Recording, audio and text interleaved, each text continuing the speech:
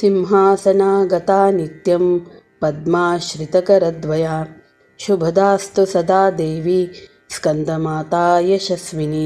सर्व बंधू भगिनींना नमस्कार. नवरात्रीचा 5वा दिवस हा देवी दुर्गेचा 5वा स्वरूपाला म्हणजेच स्कंदमातेचा उपासनेसाठी समर्पित मानला जातो. भक्तगण उपवास करून शुद्ध भावनेने स्कंदमातेची पूजा करतात.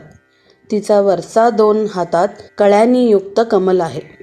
देवी सिंहावर आरूढ असून तिच्या मांडीवर कुमार कार्तिकेय विराजमान आहेत. तिचा वर्ण शुभ्र म्हणजेच श्वेत आहे. ती विशुद्धी चक्राची अधिष्ठात्री आहे. मातृस्वरूपात ती प्रेमळ, करुणामयी, विनम्र असून भक्तांना आनंदाचा आशीर्वाद देते आणि कोणालाही रिकाम्या हाताने परत पाठवत नाही. ती मातृत्वाचे प्रतीक मानली जाते. जे भक्त श्रद्धेने तिची पूजा करतात त्यांना जीवनातील संकटे, तणाव, दुःखापासून मुक्तता मिळते. त्यांचा विचार अधिक स्पष्ट होतो व ते अध्यात्माकडे झुकतात. हिंदू धर्मग्रंथानुसार तारकासूर नावाच्या राक्षसाने ब्रह्मदेवाकडे अमरत्वासाठी वर मागितला. पण ब्रह्मदेवाने सांगितले की मृत्यूपासून कुणीही वाचू शकत नाही.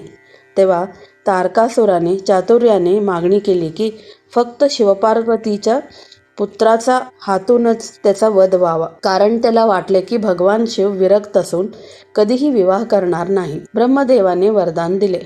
त्यामुळे अमर झालेला तारकासूर नंतर संपूर्ण विश्वाचा नाश करायला सुरुवात केली. सर्व देव विष्णूकडे गेले.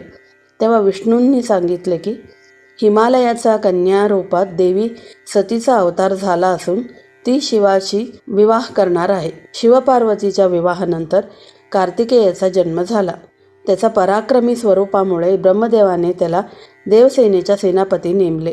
नंतर कार्तिकेयाने तारकासुराचा वध केला. त्यावेळेपासून पार्वती मातेचे नाव स्कंदमाता म्हणून प्रसिद्ध झाले. नमस्कार.